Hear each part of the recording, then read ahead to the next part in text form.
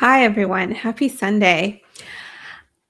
This is my crazy dog, Moose, that is trying to steal some kibble off the desk. But let me talk to you about where I want to start with this. I want to start with an observation that I've made across over 1,000 clients that I've worked with. The people with the most impressive background, the directors at organizations like Meta, the VPs at the major banks, the leaders who have built over $1,000 billion transformations are often the ones getting the worst career outcomes. And not because they aren't capable. I know that you're extraordinary. That's the problem that I want to talk about today. And there's a specific phenomenon that I see over and over, and I'm going to name it directly to you. Superior knowledge, inferior results. You know more than 90% of the people around you. You've delivered more than most of your peers, and somehow you're watching people less qualified than you get the roles, the titles, the compensations that you should have had 5 years ago. If that describes you, then I want you to tune in all the way till the end. And if it doesn't, then hey, this is not for you and keep scrolling. Here's the thing. Most senior professionals think the reason that they're stuck is one of three things. One, they need better skills. They go take another certification, another executive program, another credential. They add to what they already have, and it doesn't work. Two, you think that you need better market timing. So you tell yourself the job market is bad. Hiring is frozen. Recruiters aren't calling. So you wait, and waiting doesn't work, especially if you don't do anything about it. Third, maybe you're in that category where you feel that you need better luck. You think the people who got ahead had connections, they have had better luck than you. So this is where you resign yourself and you tell yourself that you just need to settle. It's not going to work. You should be happy with what you have. Here's what I'm going to tell you that's different. None of these are problems based on my experience of working with over 1,000 professionals, helping so many people through many career transitions at every level that you can imagine. Whether it's someone changing industries. I've had a client recently who got an offer. He transitioned from being a general manager in hospitality to a leadership role in property management. I've had a physician pivot from being a doctor to being a product leader. I've had a truck driver with no degree land an agile mentor role at a top gaming company in Europe. I've had people move to countries and not have to start over and instead level up. I've had a director move into a VP role. I've had a VP move into a CPO role. You get the idea. I've seen so many patterns. I've worked with all kinds of people in so many industries, every single continent, almost actually. Maybe there's one that I haven't worked, with. I will say, yeah, pretty much almost every continent. North America, Europe, Asia, Australia. Anyway, the problem is that you have a paradigm about yourself that doesn't match your actual potential. And the paradigm is driving your behavior more than your knowledge is. Now, let's talk about what a paradigm means.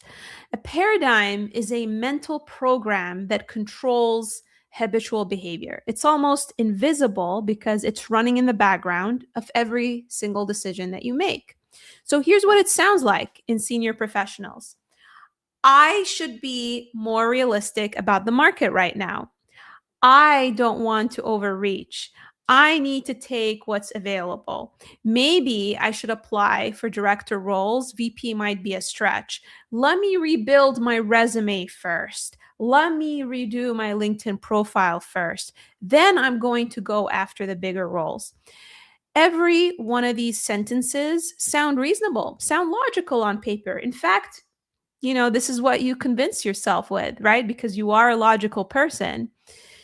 Every one of them is actually the paradigm protecting you from stepping into what you've already earned in terms of your career.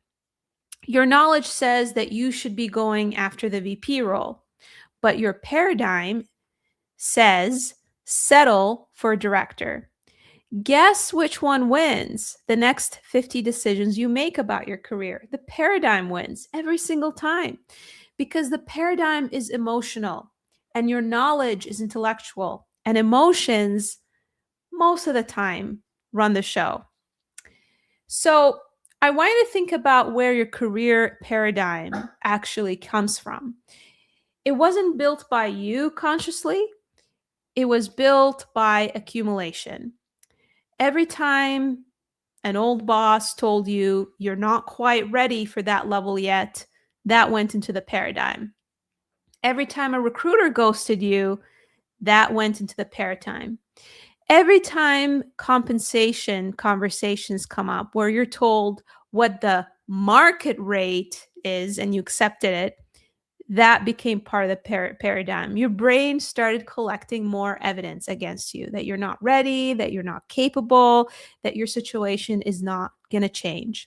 And so you absorbed a definition of what you're worth from people who had no idea who you actually are. And here's the hard part. You led them, not because you were weak, because your paradigm was taking over. You were heads down, doing the work, delivering the outcomes. And while you're doing that, the people around you were telling you what to think about yourself. And you didn't stop to question it. Now, the paradigm runs you. Every application, every interview, every compensation conversation, every LinkedIn update, the paradigm decides what you ask for, how you show up, what you should expect. So let's talk about the 3 layers: thought, feeling, action. Here's how it actually plays out. Your thought is, I should go after VP role. Your feeling is anxiety because your paradigm doesn't believe you can. Even though you think that's where you should be at, your feeling makes you believe that you can't. So what happens to your action? Your action becomes applying for the director role instead of the VP role, or taking another course, or waiting. Thought, feeling, action. That's attitude, and that's what produces your results. So if the feeling in the middle isn't aligned with the thought at the top, the action at the bottom will betray you every single time. So what's going to happen is you're going to find 1,000 logical reasons to stay where you are, and you will call it being realistic. It's not realistic. It's the paradigm protecting itself. And sadly, I hear this on so many, conversations and people who hop on consultation calls with me, where it's almost like they're talking themselves out of what they actually want. It's crazy. Anyway, here's the pattern in action.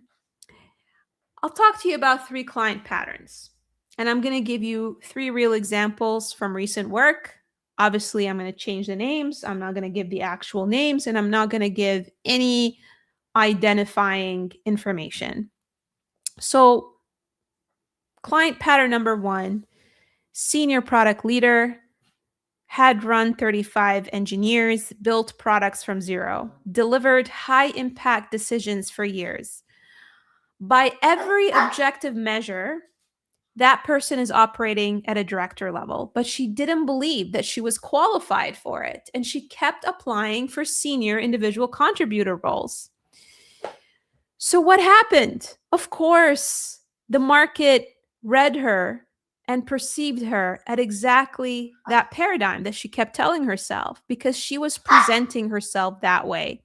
Competent, but not leadership material. So once we built how she described her own work, the same work, but using different language, she landed a director level role, reporting to the CEO with a $70,000 increase. Nothing changed about what she'd done. What changed was the paradigm about how she was perceived and what it meant. Okay. Now, when I work with clients and we shift their paradigm, obviously, if I just sit there and say, you can do it, they're not going to believe me, right? So we have to go through a lot of exercises for them to start believing what they're capable of and really just breaking that paradigm. So one of the things that I do with my clients is that we go through a career archetype assessment where they start understanding themselves. We go through patterns from their life, from their career, in order to help them see it. So that's the first thing that we do. Now, the second thing that we do that AI is not going to help you do is they're embedded in a very supportive community with like-minded people. And I do believe that when you surround yourself with people who are ambitious like you, everything changes. See, the thing is, I will say one of the biggest reasons people stay where they are is because they're influenced by peers who are Debbie Downers. That's the best way I can put it. Who will put all this negativity in their head about what's not possible and how they should be realistic. I want you to think about the top, leaders on this planet, whether athletes, artists, even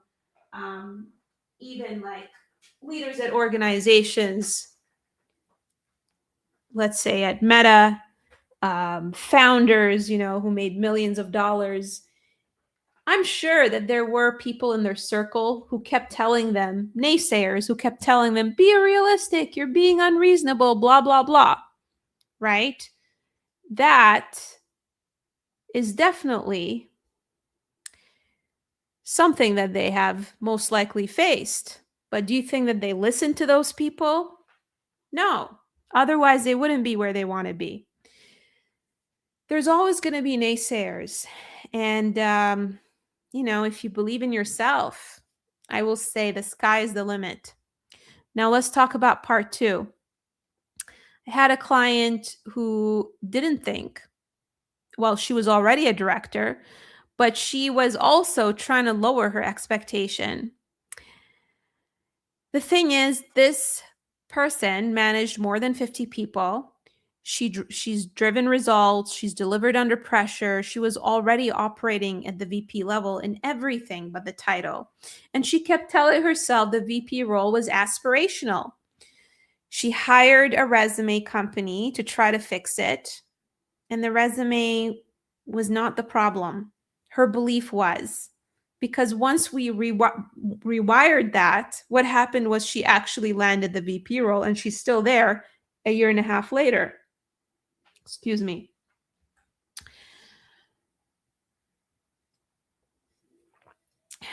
I kind of find it funny when people come on calls with me and tell me, oh, I ask them, so, what do you want? Like if I gave you a magic wand and you could achieve anything that you want, what would that be? Sometimes they hold back, and then after a lot of prying, they share with me their aspirational goal. And then I ask them, well, what do you think is getting in the way? And the first thing that almost every single person tells me, oh, it's my resume. And the funny thing is they also tell me that they've tried fiddling around with AI to help them fix their resume, and they're still not getting the result. And they have friends, at companies like McKinsey or Meta or whatever, top-notch company out there who could help them with their resume, but they're still not getting the result. And logically, when you think about it, so you're telling me you have all of the resources to basically write the most impressive resume on the planet. Yet you're also telling me that the resume is the problem. How does that even add up, right? You would think that the conclusion that they would arrive to is the issue is not the resume. The resume is simply a symptom of a bigger problem, because people can't read your mind, and people are not going to understand who you are when you have a belief that you're not the person that you want to be, right? And so the fix is not creating a resume based on who you believe you are. The fix is fixing the root cause, which is rewiring who you believe you are in order to land the role that you want. And believe me, when we fix that, everything else fixes itself. Okay, so let's talk about pattern 3. A founder positioning himself for the wrong clients. Yes, I have not only worked with, people who are senior professionals, directors, VPs. I've also worked with founders and C-level professionals. And with this particular founder, he was positioning himself for the wrong clients. He was doing exceptional work, getting paid by clients who weren't his actual target market. And his positioning was anchored to the version of his expertise from 5 years ago, not today. His positioning was just not doing him justice, and it's not aligned to the most valuable version of himself. He kept making incremental adjustments to his marketing. He hired a marketing agency. It wasn't working. The paradigm had him still performing the old version of himself and labeling himself as the old version of himself. And once we shifted that, his firm started moving towards the exact type of clients that he wants and the type of work that brings him joy. So here's the pattern across all 3. The paradigm was running them. Once they could see it, that's when they stopped it. So how do we disrupt this mental block, this paradigm that you've been running that's keeping you from achieving the goal that you want to achieve?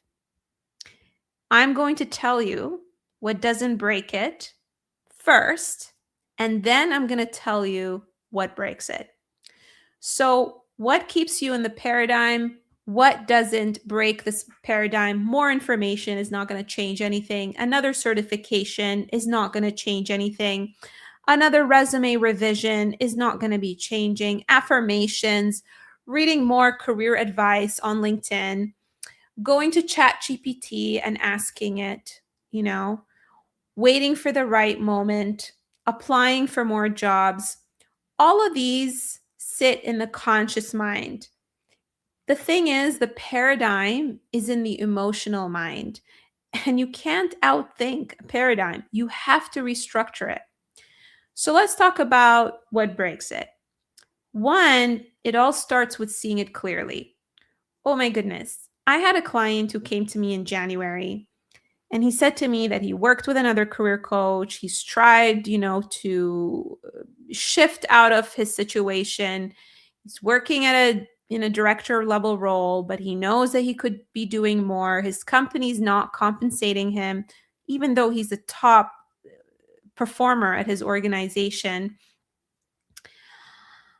And, the more we talked and the more we started working together, he started opening up and telling me things like, oh my God, this work is very uncomfortable. And I asked him, why is it uncomfortable? He said, because this is the first time that someone ever asks me questions at that level of depth that really, really makes me think about what I've delivered and what I've done. And I've taken what I've done for granted for so long. It's making me feel uncomfortable talking about it this way, because it's helping me realize how much I've brought to the table and I've dismissed it. Then the second time we talked was we were looking at his aspirational role, the ideal role that he wants to land. And when we rebuilt his positioning, including his resume, he was looking at it and he was looking at job postings. And again, he was feeling uncomfortable. So I asked him, what's making you feel uncomfortable? And he said, well, I don't think I've done any of these things that they're asking for in the job posting. And then the more we dug into what he's done, the more he had a light bulb moment of the magnitude of what he's delivered. And he realized that actually he's done a lot more than what that job posting was asking for, because he came from an industry that is quite political and required Jedi skills in terms of growing a business. And the role was, like a technology environment that didn't need so much, savvy to navigate. And so all of a sudden, he finally sees himself clearly. His initial argument was, I've never really been a people manager officially, even though I have a director title. I haven't managed people. And when I asked him questions, we uncovered that he's actually developed a framework, an onboarding framework, so that newcomers joining the company would hit the ground running. It turns out that because he was a top performer, he has mentored so many people. And so he just wasn't seeing himself clearly. And once he saw it, everything changed. And so once you can see the paradigm, once you realize that you've been undervaluing yourself, that you've been telling yourself all these things about who you are, that is when you can decide whether you want to keep running it or you want to disrupt it. But before you actually see it clearly, nothing changes. You keep applying to those low-level jobs and you keep telling ChatGPT that you did all of these things, which are below what you've actually done, because the words that are coming out of your mouth are not exactly describing what you've done correctly. And so garbage in, garbage out. This is why I tell people, this is why no matter how many resume writers you hire, no matter how many conversations you have with Claude, it's not going to describe your experience accurately because you're telling it the wrong things. So that's the first step that we disrupt, is how you actually see yourself. The second thing that we do is naming your actual magnitude, what you bring to the table, naming it correctly, not aspirationally, accurately. Who have you actually been at these organizations? What have you actually delivered? What does the honest version of your track record say about what you're capable of? Most senior leaders are worse at perceiving their own career than anyone else in the room. Then the third one is rebuilding the narrative from the accurate version. So once I sit down with my clients and help them see who they actually are and who they have been, that's when we can tell the right story. That's when we can rebuild the right resume, the right LinkedIn profile, and help you talk about yourself in interviews differently. So here's how you'll be able to know if you have not been talking about yourself correctly.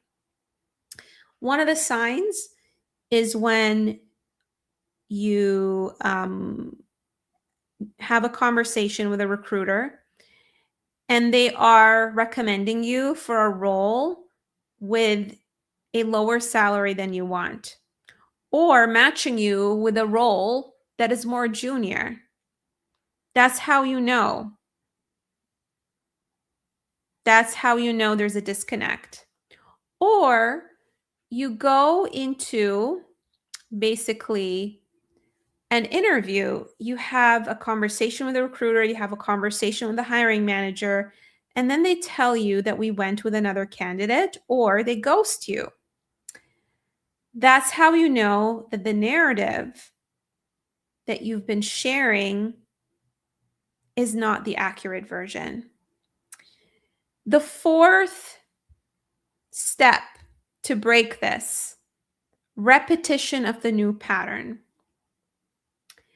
This is a little woo-woo, but it is honestly 100% true. And actually, what I want to do right now is I want to read to you something that one of my clients who just landed an offer shared with me. This is what he said.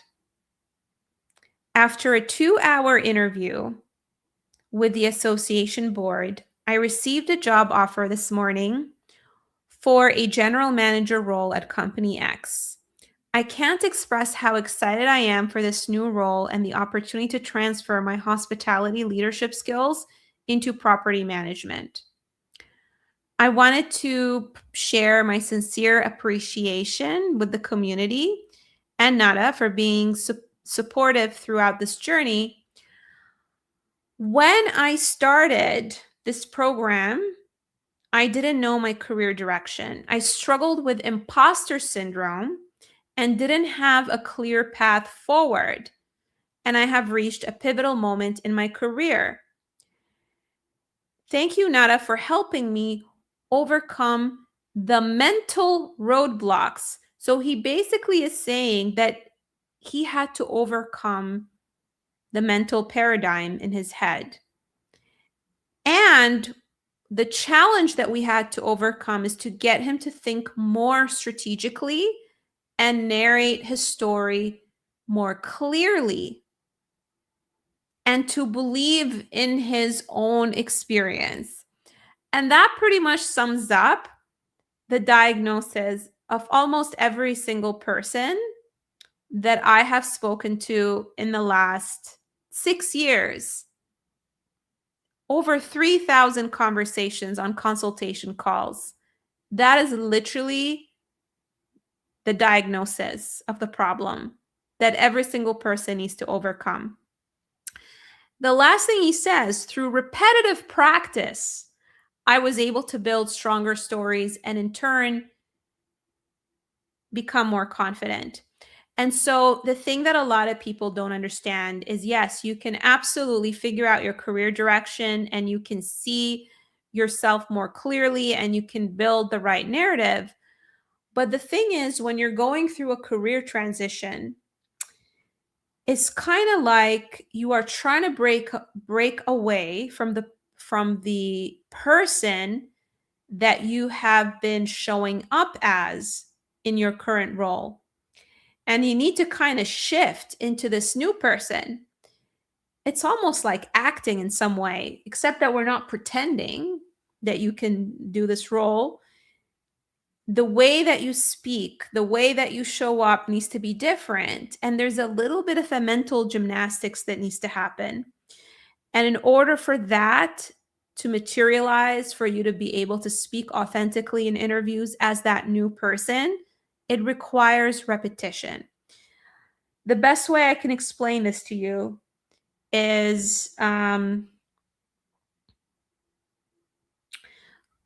don't know if you've seen these movies where, you know, this person comes from a very, let's say a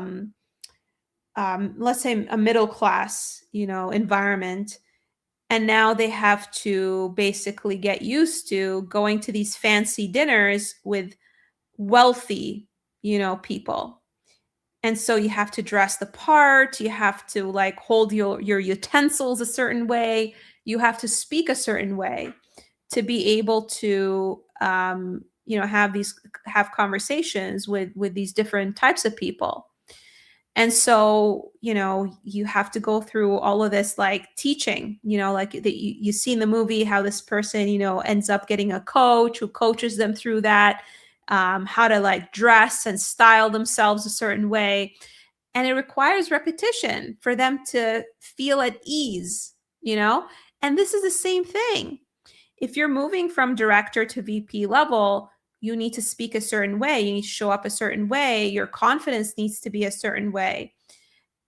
And it's not going to be like an overnight switch. It's going to need a lot of repetition. And this is why I have a community to simulate that type of environment so that it doesn't feel like you are sort of pretending to be someone else, but it becomes muscle memory.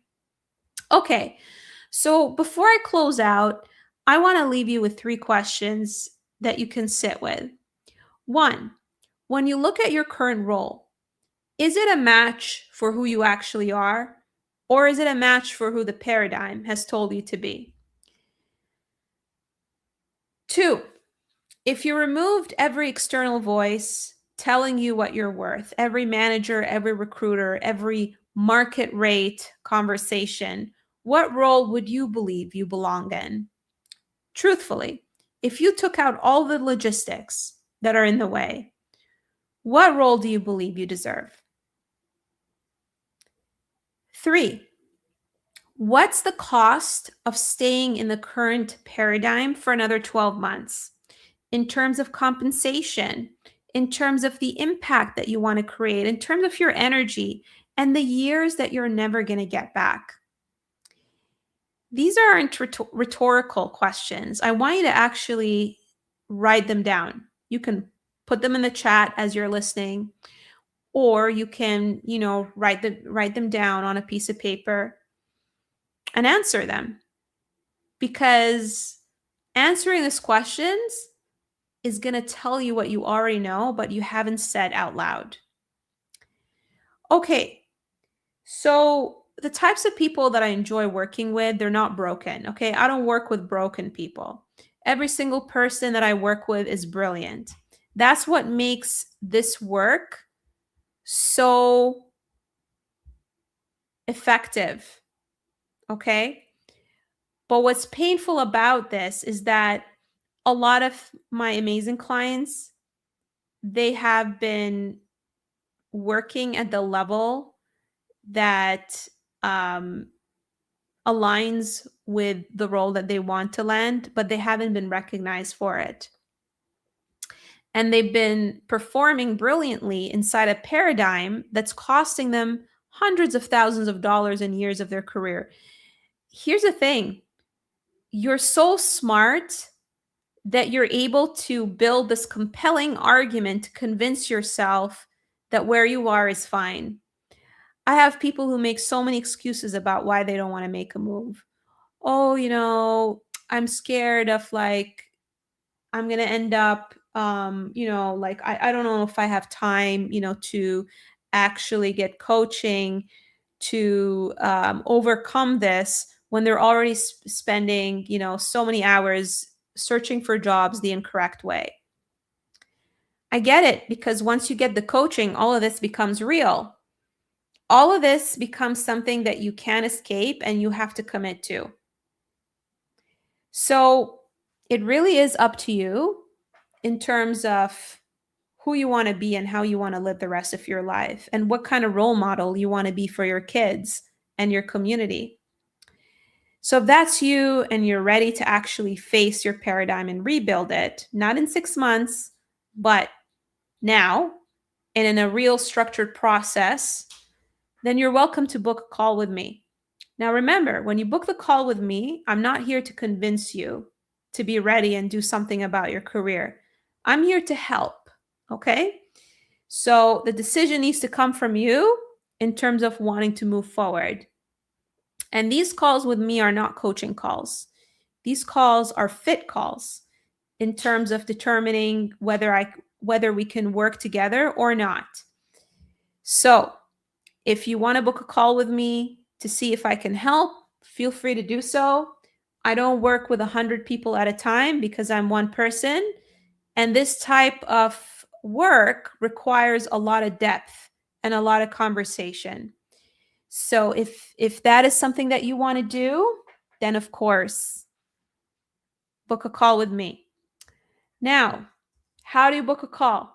Great question. LinkedIn has not made it super easy to see my links, but I'll show you quickly how to do that. So number one,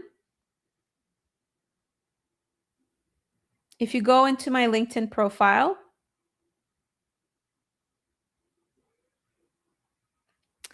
let's see here. Very simple. There's a button that says book an appointment. You click on that button. It takes you to this page. And then you can click on book your career diagnosis. It'll only take 2 minutes to answer these questions because I want to understand your current situation in order to help you, right? Okay, so that is it. If you found this useful, I would really appreciate it if you give this a like. A, it helps with the algorithm. B, someone out there would benefit from this, right? And wouldn't it be amazing for us to help more people?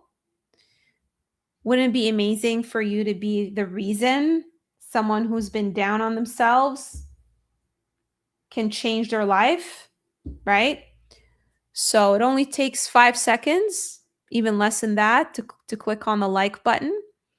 And if you absolutely love this and you got an aha moment, then I encourage you to repost this so that your connections see it. Other than that, I hope that you have a wonderful rest of your Sunday. Let me see some of these questions that I missed here.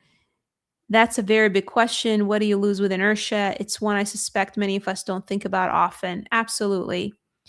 Absolutely. Okay. I hope you all have a wonderful Sunday. My little dog Moose says hello to you all. He's been behaving himself throughout this entire stream. And if you're too shy to, comment, feel free to DM me as well. Okay. Happy Sunday. Talk to you soon. Bye.